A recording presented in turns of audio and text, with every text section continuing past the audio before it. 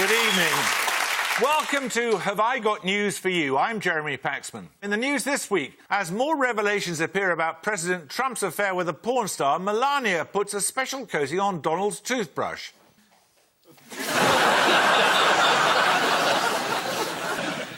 In Moscow, as Russia prepares to host the 2018 World Cup, police carry out a training exercise for when an England fan is spotted on a bus.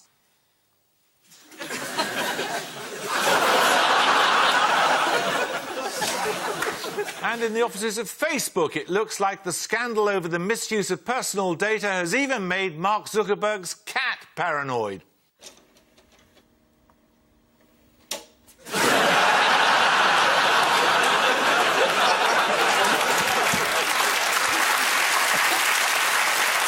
On Ian's team tonight is a BBC business presenter whose Middlesbrough accent meant she was told to take elocution lessons, as was I when I left old Glasgow. Please welcome Steph McGovern.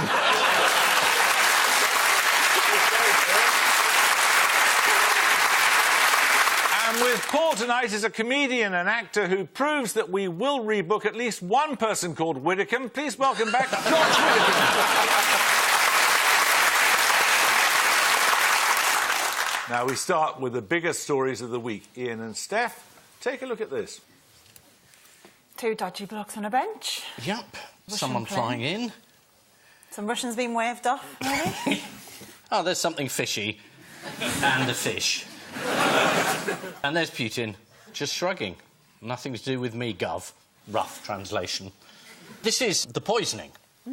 Good heavens, how did you get it so quickly? Who's helped to put a dent in the British government's case against the Russians? Boris. You can tell by the name he's a sleeper, isn't he? But he has caused chaos again, though, hasn't he? Because he's basically said that he was told by the labs who've investigated all of this nerve agent that it was definitely Russian Novichok. And they're saying now they didn't say that it was definitely from Who'd Russia. you believe? Yeah. Boris? Someone else?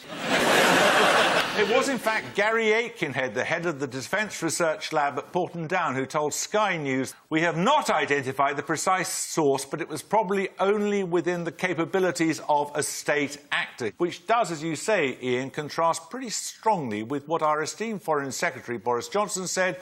The people at Porton Down, they were absolutely categorical. I asked the guy myself, I said, "Are you sure?" And he said, "There's no doubt." Do you reckon it was the people on reception he asked though? He just says the guy, so... Security guard at night. Yeah. Am I allowed in? No. Who did it? The Russians? Yeah. The Russian Foreign Minister Sergei Lavrov said the Russians couldn't be responsible because sophisticated attacks usually result in instant death. As he stroked his white cat. You had to wonder, though, if it wasn't the Russians, who else stood to benefit? All the conspiracy theorists. Who is Salisbury's rival in tourism? It's big city, Cheddar. Cheddar. People of Cheddar. Ah, yes. The Russians have suggested the British might actually benefit from this poisoning. Yes, we did it ourselves. Yes, of course. Well, it makes sense, doesn't it? Yeah, to discredit Boris. Did you... I suspect the Remain camp. Did you see what the Russian Foreign Ministry spokesperson, Maria Zakharova, said was proof of this theory? No. Well, according to The Guardian, she posted a video of an episode of Yes, Prime Minister onto Facebook in which characters consider expelling Russian diplomats to distract attention from the Prime Minister's problems. Why didn't you expel 76 Soviet diplomats? That has been our practice in the past when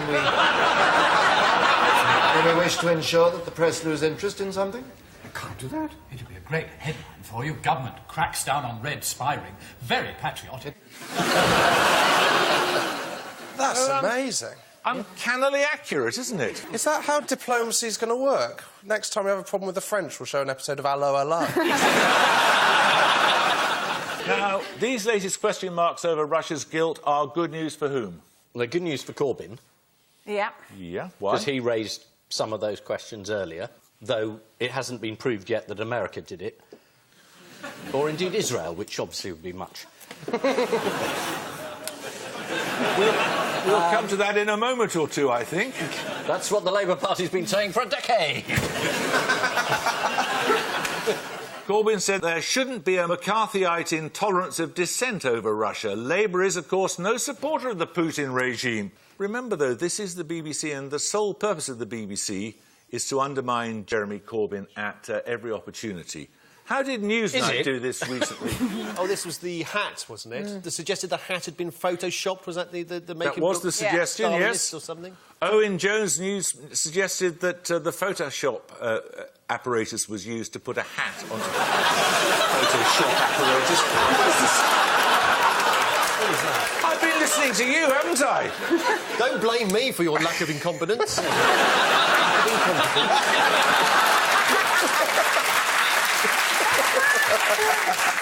Owen Jones said that Newsnight deliberately photoshopped a hat to make him look more pro-Russian. Wow. Let's look at the original photograph. Sorry, there's something in the water.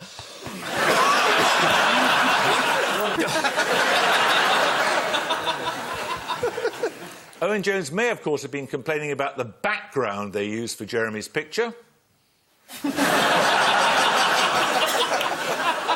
Now, Theresa May has seen her poll ratings recover against Jeremy Corbyn in the Russia crisis, but what else has helped her? There's been a row about anti-Semitism. That's right. There's been a row about this for a long time in the Labour Party, but it's come to a head. Partly because Jeremy was sent a picture of a mural of men with big noses suppressing all other races underneath a big table. The question is, how did he try to overcome the accusation that he was anti-Semitic? Oh, you don't like the actual accusation? No, we've had the accusation. Oh, You mentioned sorry, it about Jeremy, 5 are you minutes threatening ago. to overrule him? Are you threatening to overrule him? No, come on. I want you to tell me how he tried to counter accusations of being anti-Semitic. Oh, right, well, sorry, Josh. Oh, Josh Widdicombe knows. Let's not be so sure until I've actually spoken. He went on Passover. He went to a party of a Jewish society or something, but then it turned out that they were quite kind of Far left. far left. He spent Passover with a radical Jewish group, Judas. Their Twitter account calls Israel a steaming pile of sewage which needs to be properly disposed of. That's not good, is it?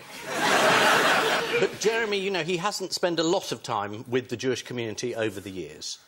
Let's be honest. It's not his special subject. Were he to come on University Challenge... We don't have specialist subjects. You've got the wrong programme. Oh, is that the other one? Yes, it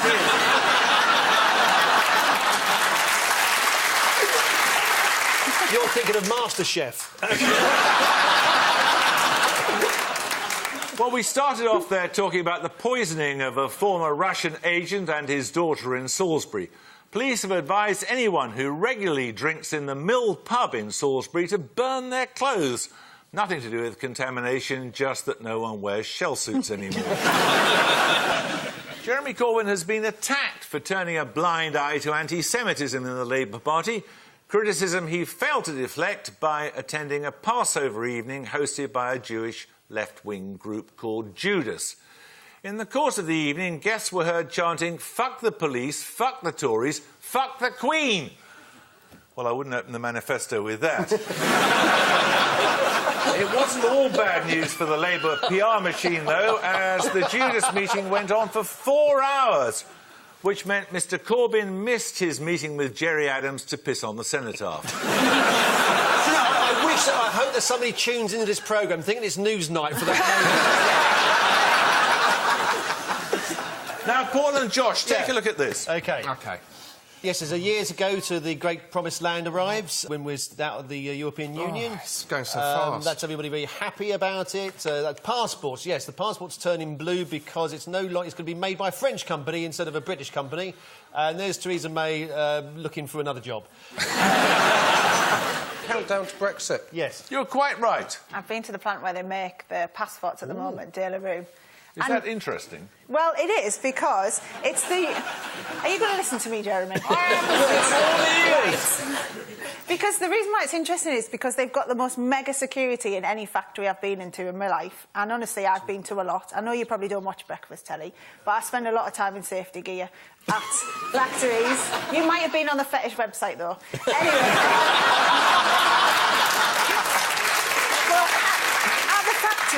Their security is so tight that they get people to go to the loo with you. Steph, that guy was lying. No, but that's one of the arguments about all of this is De La Rue are kicking off because they're saying Gemalto have just undercut them on price and they're not as secure as De La Rue. I'll do it for... How much are they doing it for? Yeah.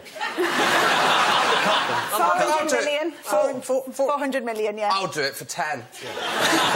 £10? Yeah, £10. Get a Snappy Snaps, A to M on Monday.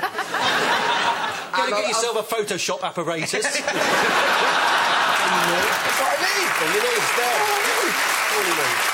Be great. Here's your passport. Do you want a mouse mat with it? Have that as well.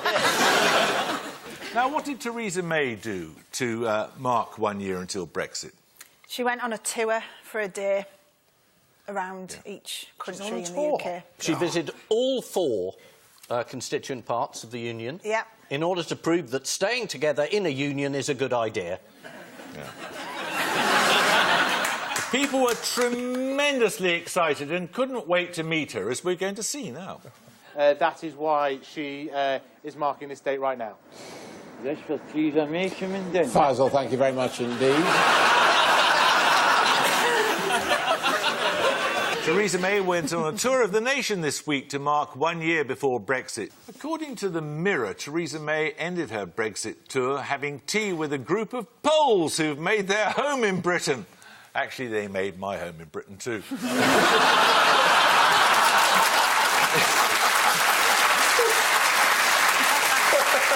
And so to round 2, Paxman's pixelated picture puzzler. Ho, ho.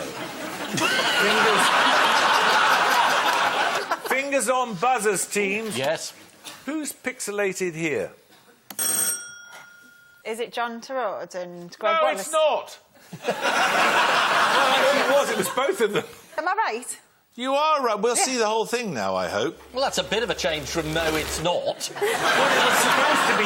I thought it was just going to be the one who'd made the balls up. Who was The it? gobby one, Greg. Greg. What happened exactly? Oh, he kicked off about someone who'd, on the show on MasterChef, who'd made a Malaysian dish, a chicken rendang. And apparently he said the chicken was too crispy. He said the skin wasn't crispy enough. Yeah.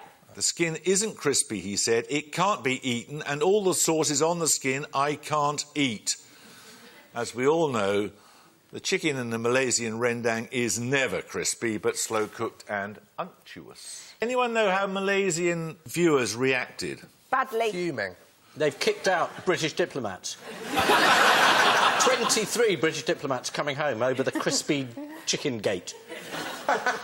Jin Wee was quoted in The Star, a Malaysian newspaper, saying, "As a Malaysian, if I could, I would personally go to the show and rendang his head." You've got to question, though, whether these judges know what they're talking about, because one of the lads on MasterChef, one of the contestants, made a teesside delicacy known as a parmo, chicken parmo, right? And they were like, "This parmo? This is the best. It's what is a chicken? Oh, lads, you've never had a chicken parmo? All around your place later.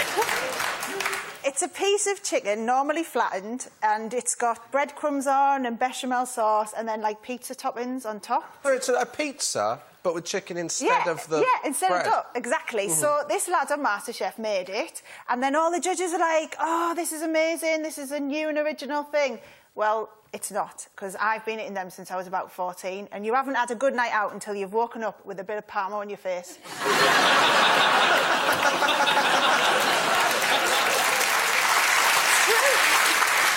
How did matters escalate? Do you remember? The Malaysian PM got involved, right? He did indeed. And there was a Facebook group started. It was entitled Justice for Chicken Rendang. Fellow Judge John Turode swung in for a bit of damage limitation. He tweeted, "Maybe rendang is Indonesian. Love this. Brilliant how excited you all are. Namaste." Namaste being a... Namaste. Namaste. I always get it wrong. Have you never done yoga, Jeremy? That surprises me. Really? You're one of those people who sits on the floor going, "Om," are you? No, you're mixing them up with an electrician. Namaste. How do you pronounce it? Namaste. Namaste. Namaste. That's how you start every session. Just before Downward Dog. Am I in the presence of a group of yoga enthusiasts? No, just people with vague knowledge about what's What's the other food-related outrage this week? Food-related? Food-related! Pay attention. You working those teeth in for somebody? Cheese. Very good. Here you are, a patronising git, aren't you?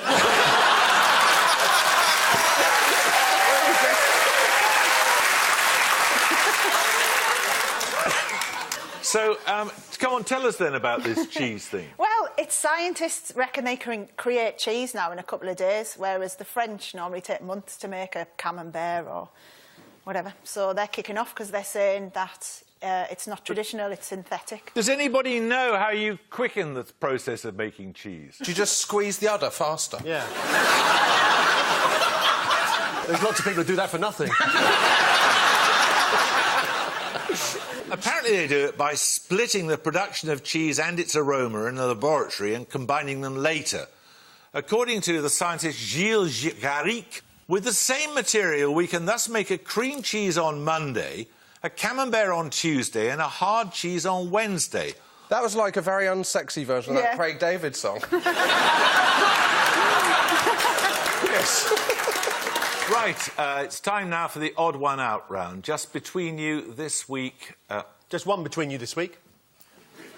You look there. It helps you because it's got the words written. It's good, isn't it? I've noticed that. I know you've been guessing accurately so far.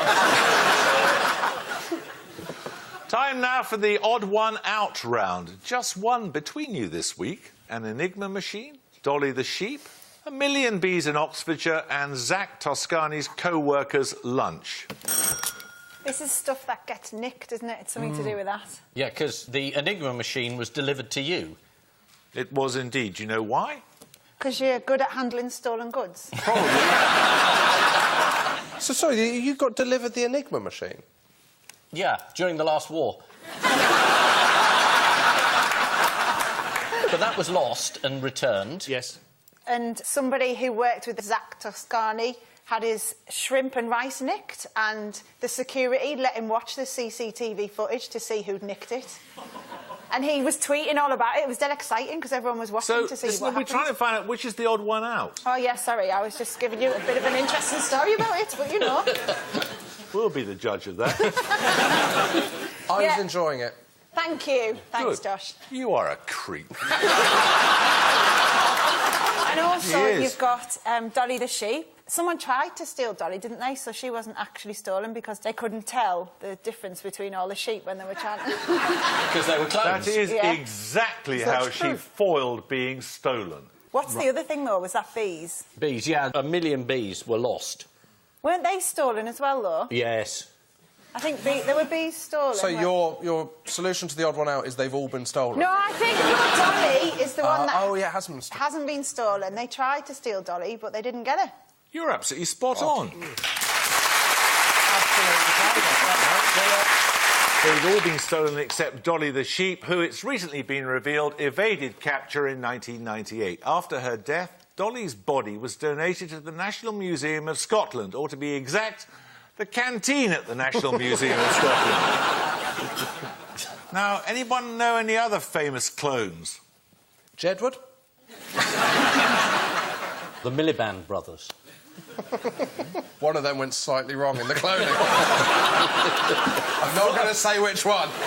You know that's not cloning, by the way. That's just siblings. They do. They clone. They've cloned dogs and cats, haven't they? Didn't Barbara Streisand clone her dogs?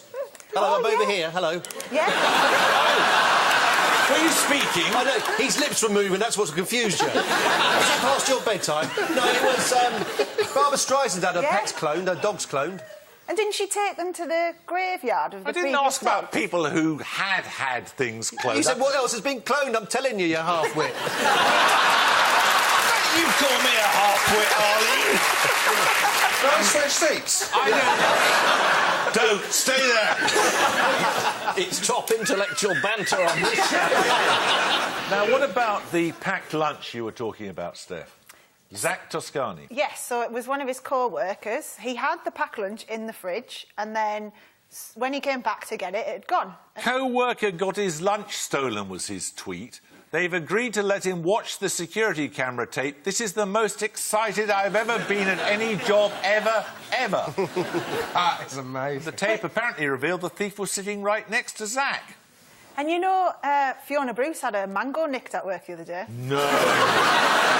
No! Wow. Big news, that. Oh, You've got all the gossip, haven't you? Well, the great news is that advances in technology are leaving criminals with nowhere to hide. Look at this incredibly detailed photo fit of a burglar released by Warwickshire Police. What, did he steal, a piano?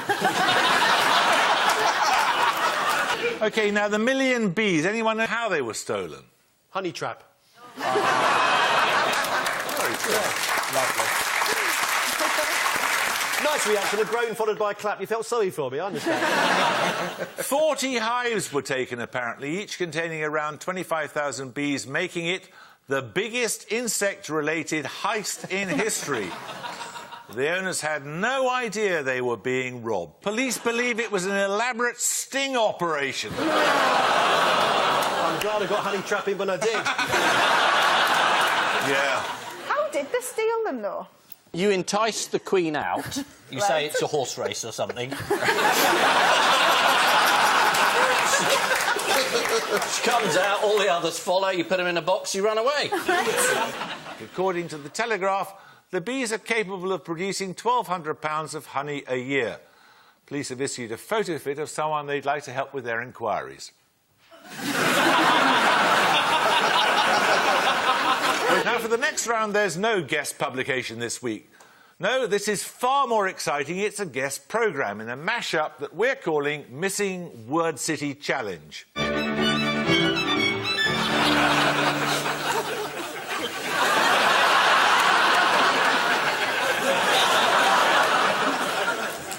Some are genuine news headlines, while some are questions from a popular quiz programme.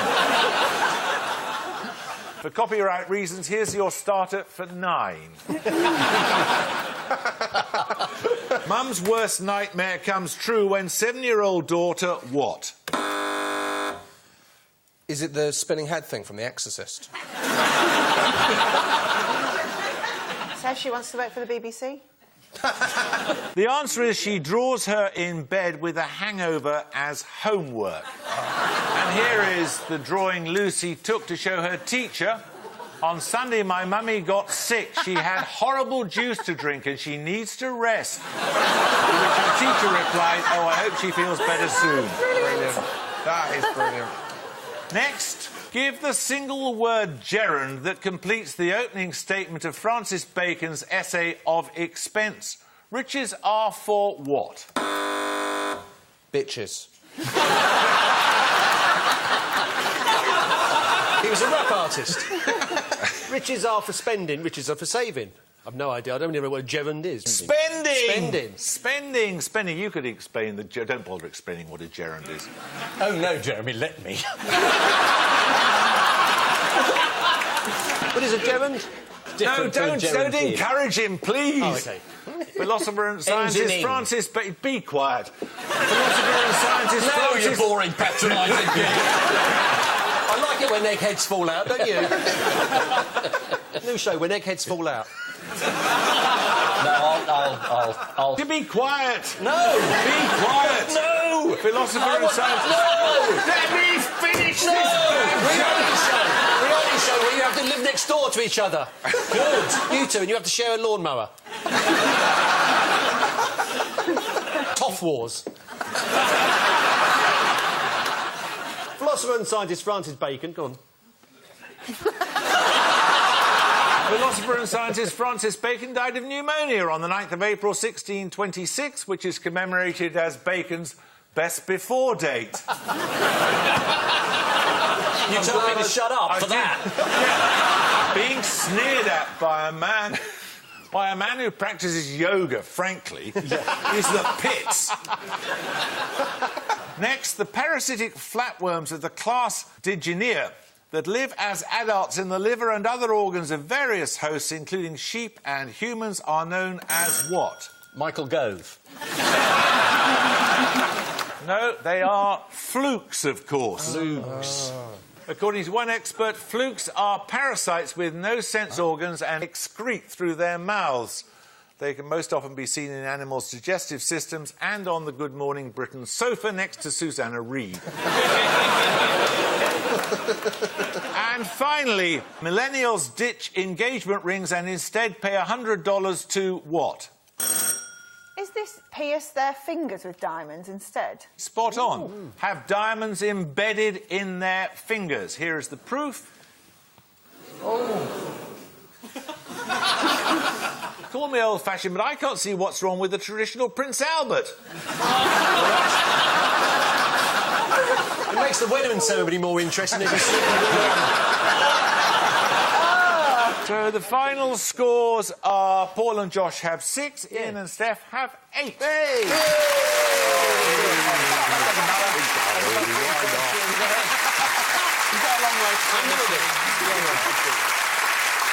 Before we go, there's just time for the caption competition.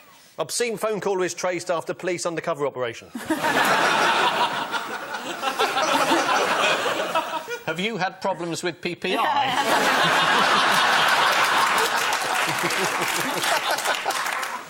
It's Tinder for pensioners. And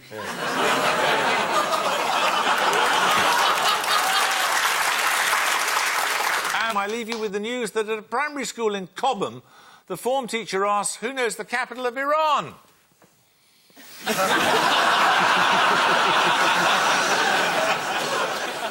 For the first time ever, passengers commuting on Southern Rail get to experience arriving on schedule. And at a house in Sheffield, there's an awkward moment as a tomcat comes home unexpectedly early. Good night.